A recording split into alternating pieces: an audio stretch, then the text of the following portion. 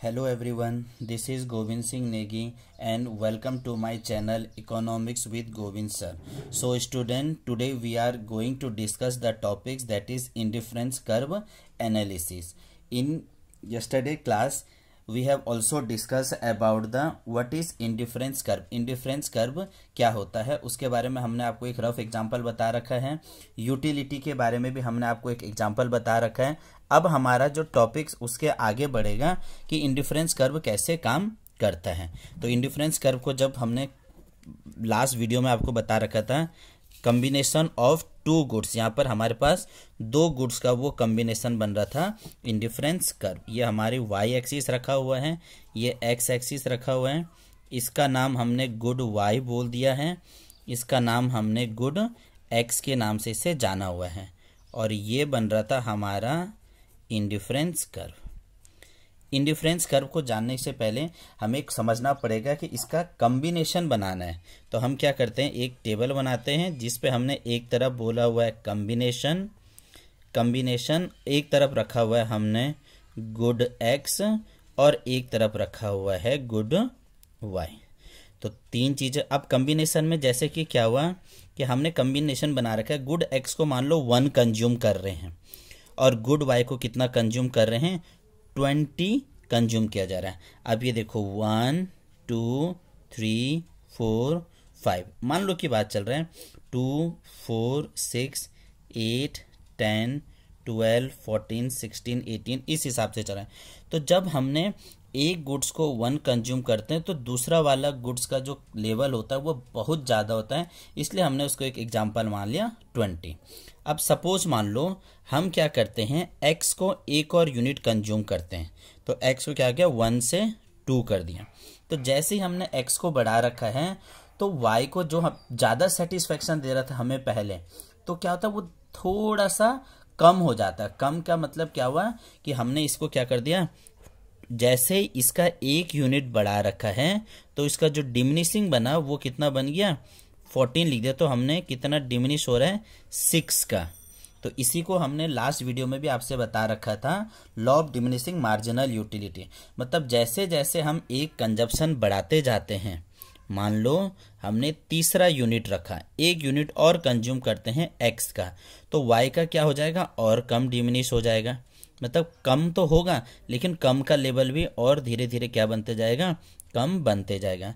मान लो 4th level हमने x क्या कॉम्बिनेशन बनाया, एक्स को हमने एक लेवल और बढ़ा देते हैं तो वाई का लेवल क्या हो जाएगा, और कम हो जाएगा। वाई क्या हो रहा है, डिमिनिशिंग वगैरह होते जा रहा है। तो 9 में से 5 गया तो 4।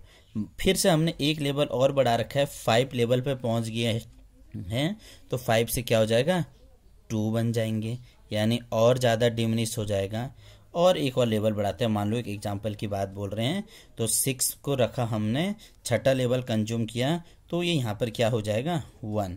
तो डिमिनिशिंग का आप धीरे धीरे देख रहे होंगे 1 हो गया। तो जैसे जैसे x हमारा इंक्रीज होते जा रहा है तो y हमारा डिक्रीज वगैरह होते जा रहा है।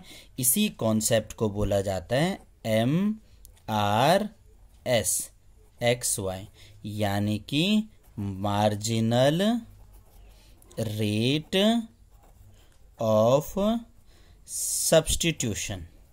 मार्जिनल रेट ऑफ सब्स्टिट्यूशन की वजह से ही हमारा क्या है, इंडिफरेंस कर्व डाउनवर्ड्स की तरफ स्लोपिंग की ओर बन रहा है। अब जो इसका कभी कभी फॉर्मूला पूछा जाता है, MRS XY equal to loss in good Y. Good Y में मुझे कितना लॉस हो रहा है, कि कब, कि जो मेरा एक्स वाले को कंज्यूम करने के लिए, gain of good X. Y में कितना लॉस हो रहा है, एक्स को कंज्यूम करने के लिए, उसे बोला हुआ है MRS। और कहीं कहीं पर इसका फॉर्मूला भी लिखता है MRS XY equal to delta Y upon delta x.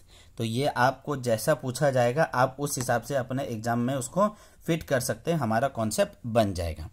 अब हम डायग्राम से इस चीज़ को समझते हैं। हमने बोला 1 में 20, मान लो की बात चल रही है, ये एज्यूम में है 1 में 20 था। जब x का 1 था तो y का कितना कंज्यूम कर रहे थे हम, 20 कर रहे थे। फिर दूसरा जैसे ही हमने कंज्यूम किया 2 पे किया तो उसका कंजप्शन का क्या हुआ, लेवल देख लीजिए आप, ज़्यादा डिक्रीज हो गया। 3 में करेंगे तो थोड़ा और कम डिक्रीज हो जाएगा। 4 में करेंगे तो और कम डिक्रीज हो जाएगा। फिर ऐसे ही अगर 5 में हम और करना चाहेंगे तो 5 में भी वो और ज़्यादा क्या हो जाएगा, वो डिक्रीज वगैरह बन जाएगा।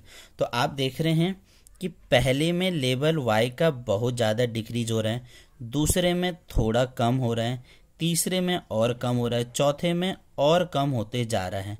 यानी क्या हो रहा है, y तो डिक्रीज होते जा रहा है, पहले ज़्यादा डिक्रीज हुआ, फिर थोड़ा कम डिक्रीज हुआ, फिर थोड़ा कम डिक्रीज होते रहा। और x का लेवल देखिए सेम लेवल बढ़ रहा है, इधर भी 1 था, इधर भी 1 था, इधर भी 1 था, इधर भी 1 था। यानी एक को अगर हम बढ़ाते हैं तो दूसरा क्या हो रहा है, डिक्रीज वगैरह होते जा रहा है। तो अब हम MRS को समझते हैं। ये तो हमारा इंडिफरेंस कर्व का हो गया। अब जो मार्जिनल रेट ऑफ सब्स्टिट्यूशन है इसको आप कैसे समझ सकते हैं, जो हमारा डायग्राम से आप क्लियर समझ जाओगे। ये हमारा y एक्सिस, ये हमारा x एक्सिस। जो y एक्सिस है इसका नाम हमने गुड y रखा हुआ है, कुछ भी रख सकते हैं आप, ऐसा कुछ नहीं है, लेकिन गुड x और गुड y एक्सिस का नाम होता है तो वो ज़्यादा हमारे लिए कंफर्टेबल बन जाता है। और ये बन गया हमारा इंडिफरेंस कर्व। अब इंडिफरेंस कर्व में जो भी ये लाइनें बन रही हैं इसको थोड़ा क्लियर और जूम करके बताएंगे आपसे कि कैसे करके ये बन रहा है। ये बना दिया हमने। तो देखो ये यहाँ था, मान लो की बात चल रही है, 4 था और ये 5 था, ये 3 था, मान लो की बात चल रही है, ये 4 था। तो हमने 5 से 4 आने का जो चेंज किया, कब, 3 से 4 जाने के लिए। तो जो ये गैप बन रहा है, ये वाला जो गैप बन रहा है, इसी गैप को हम क्या बोलते हैं, MRSXY, यानी कि marginal rate of substitution. Marginal rate of substitution के नाम से बोला हुआ है। और ये चीज़ें मैंने आपको यहाँ पर बता दिया है, MRS क्या क्या होता है। तो अब हम फाइनल में इनकी डेफिनेशन को लिखते हैं। तो क्या बना definition, MRS refers to the rate at which the consumer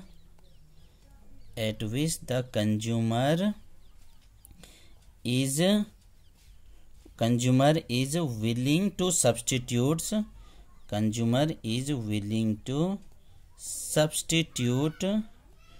one goods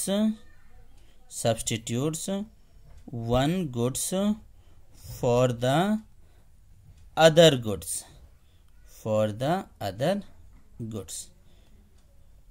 आप फॉर्मूला भी ये है, ये भी लिख सकते हैं, और पूरा नाम हो गया मार्जिनल रेट ऑफ सब्स्टिट्यूशन। तो कोई आपसे पूछता है इंडिफरेंस कर्व स्लोप्स डाउनवर्ड क्यों होता है, तो आप उसे बोलोगे due to marginal rate of substitution. So students, अगर वीडियो पसंद आई है तो प्लीज़ लाइक करना, कमेंट करना, शेयर करना। और कल हमारी जो नेक्स्ट वीडियो है, अपकमिंग वीडियो है, इंडिफरेंस कर्व्स की प्रॉपर्टीज़ बताई जाएगी कि ये डाउनवर्ड स्लोपिंग क्यों हो रहा है, इसका एल्जेब्रिक एक्सप्रेशन में बताया जाएगा कि ये कैसे करके हम क्वेश्चन न्यूमेरिकल आएंगे। प्लस जो यूजीसी नेट पीजीटी की तैयारी कर रहे हैं, स्टेट पीजीटी की तैयारी कर रहे हैं, टीजीटी की तैयारी कर रहे हैं, तो पूछा जाता है कि इंडिफरेंस कर्व कॉनकेव शेप में ही क्यों होता है, कॉन्वेक्स क्यों नहीं होता है, कांस्टेंट क्यों नहीं होता है, यू शेप वगैरह क्यों नहीं होता है। ये सब हम आपको अपने आगे आने वाली वीडियो में बताएंगे। ठीक है, थैंक यू।